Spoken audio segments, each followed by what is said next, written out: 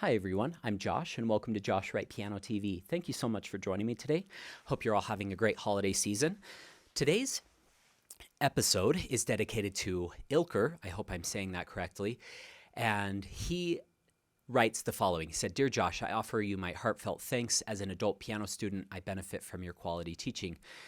I've gained insight into countless topics through your YouTube lessons and from your talented musicianship." So thank you so much. I appreciate that. And he says, "However, there's an issue I can't quite resolve.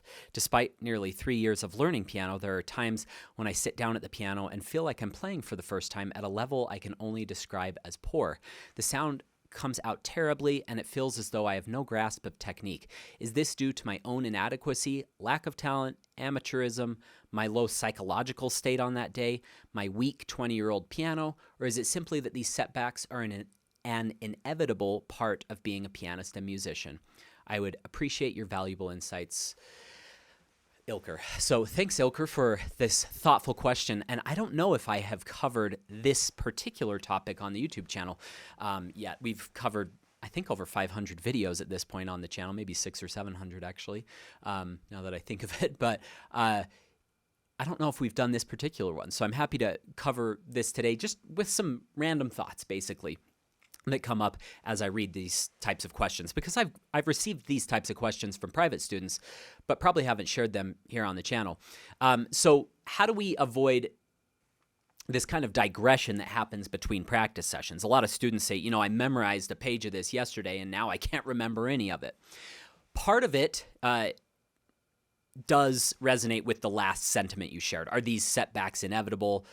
An inevitable part of being a pianist and musician? Yes, they are. I mean, everybody goes through this. I have digressions with memory day to day. If I memorize 2 pages, I might need to clean up several different measures if I'd only memorized it for the first time the day before. But as you review it several different times, that becomes solidified. And you don't always know where you're going to mess up. That's one of the things that students think I have this silver bullet with, like, oh, Josh will know, how do I never mess up in the same place ever again? Or how do I stop messing up in random places? I don't have an answer to that. I don't think any human being on earth has the answer to never mess up in a random place again, because even the very, very best of pianists still make mistakes, and all of them will be the first to admit. I often find that the attitude of amateur pianists, certainly not Ilker, this is very humble writing, but many, especially keyboard warriors on YouTube, they're like, oh, I have the answer to this or that,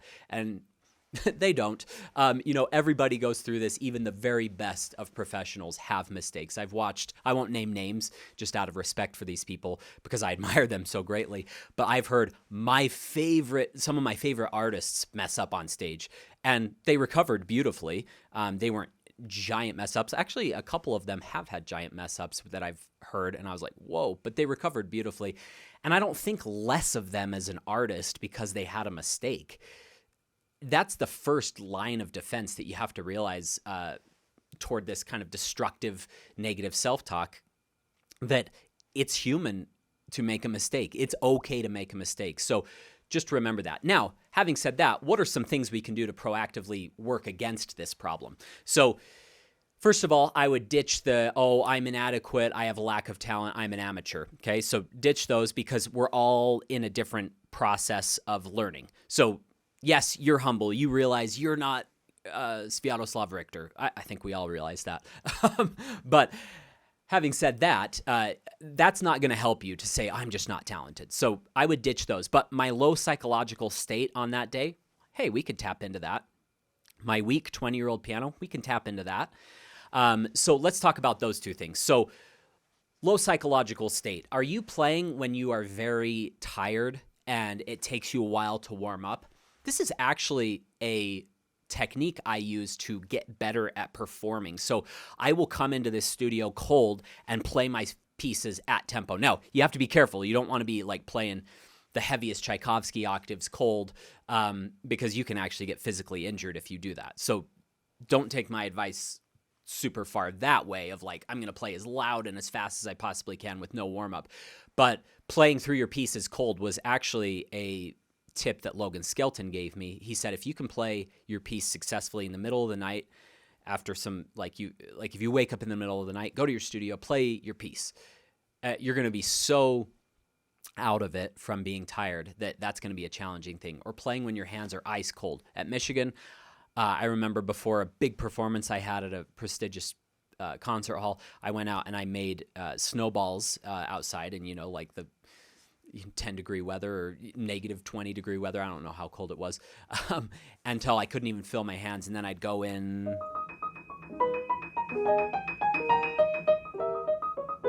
I was playing that on that. And I mean, that's a pretty weird sensation when your hands are numb.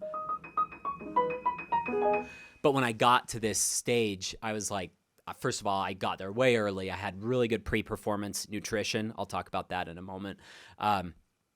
I warmed up on the piano. It was a gorgeous piano. And I played through my whole program. I had plenty of warm-up time, and the hall was warm, so my hands were ready to go. I was in an ideal state there. So by contrast, all of those terrible states that I practiced through on terrible practice room pianos, or purposely making my hands numb, or playing when I was very tired, or playing after you're very stimulated, whether it's after a workout or you've had caffeine if you're a caffeine drinker, or whatever it might be, or if you haven't had caffeine and you're a caffeine drinker, whatever it might be, you've put yourself through as many different psychological states as you can, or physiological states, I should say. So those are things that I would recommend doing. And then my weak 20-year-old piano, that does play a part in it. If you gave Tiger Woods golf clubs from the 1960s, and then you gave him a set from today, or whoever, if you're talking about today, Scotty Scheffler, if you gave him clubs from the 60s, he is not going to be able to hit it as far.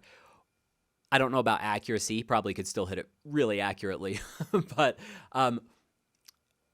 even then, the technology in those clubs today are better than from the 1960s. Now, I'm not saying pianos from a long time ago can't be good. This piano's from 1975, and it probably is my favorite instrument I've ever played. That's why we bought it. But having said that, you're not always going to be on your ideal instrument. Actually, you'll never be on your ideal instrument until you find your favorite instrument, and then nothing will quite compare. Things won't be quite as perfect as you'd want them to be. So getting used to that is key. However, if you have a piano that just simply won't, this is totally out of the blue, this might be terrible, won't repeat, if it's not regulated, it might do that versus... And that's not even perfect. That's player error. That's a little better. And if I'm really in shape with that piece, all of those can come out within reason. Even in a performance, not every one of those is going to come out every single time. Even some of the very best players that I've heard play that don't hit every single repeated note. But playing on a really crappy piano that just has a really hard time repeating, you're going to have to take a slower tempo in order for that jack to reset in the mechanism.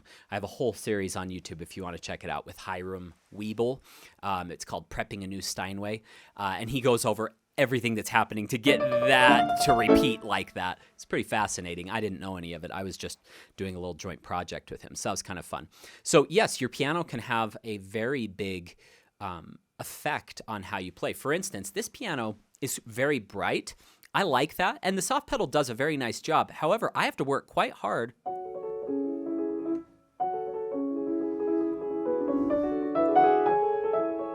to play that very soft. Whereas if I get on a brand new New York Steinway that has the really velvety hammers, I may not even need to use the soft pedal at that point, and I could play. And these will just be whisper soft. Whereas on this piano, I have to use that una corda pedal to get those to calm down, and I've got to actually play more there.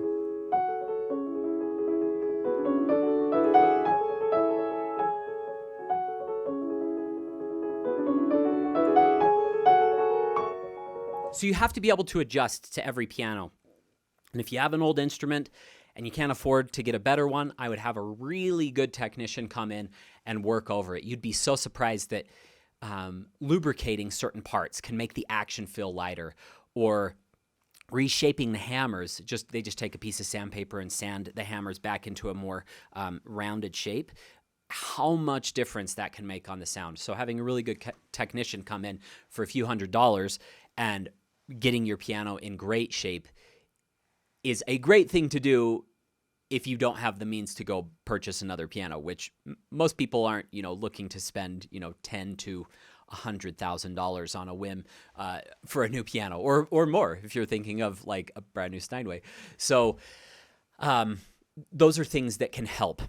Another thing that can really help you retain your progress is recording yourself. This is, I think, the most overlooked piece of advice and practice. I mean, a lot of times, I've got this set up for these YouTube videos. I literally have to turn it on and press record.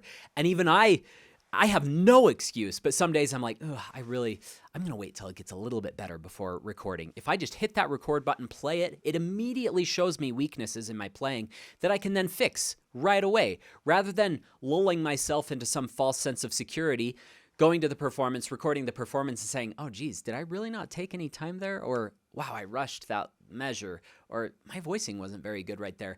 If I had just done it in the practice sessions, it would be much better. So that's a really good way of tracking your progress. And then one last piece of advice that came to mind as I read your question, Zilker, is practicing away from the piano or mentally reviewing things while not touching the piano. So looking at your score before you start playing. Don't just sit down and start playing immediately. Really think, if I'm thinking of that Ravel sonatine, thinking of that, I've got to play it so you guys can actually hear what I'm thinking, but thinking T-dum, and then thinking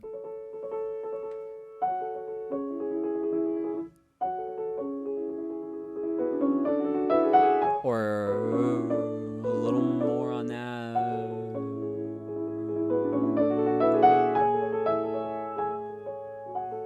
Am I going to take time and go all the way to there, or maybe back off to there? Maybe I'll do a little bit of both. And then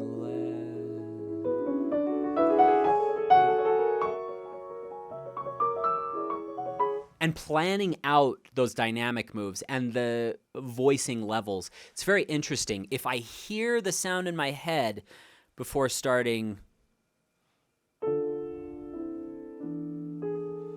that Mendelssohn variations, it's so easy to, just kind of go, or that, have less than ideal voicing. Really hearing it in your head, creating the sound in your mind before you play it.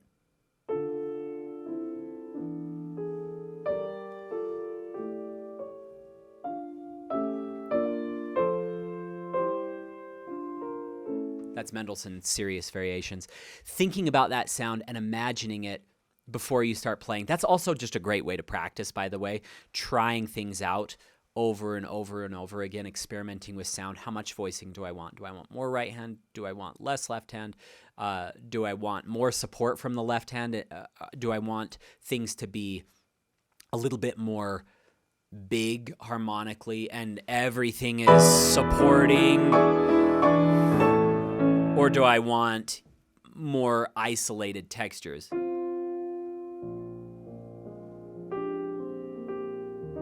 That's totally different. There's almost no left hand here.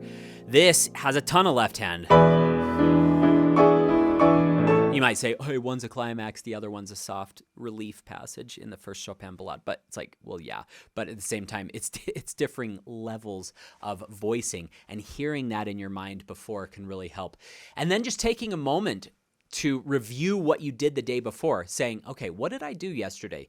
I reviewed this. Okay, yeah, I remember there was like a little mental cue I used in measure 3. I'm going to think about this. And marking up your music. That's another thing that you can do is taking notes of things that went well and also taking notes of things that didn't go well, whether it's on the score itself or in a little practice journal right next to your piano.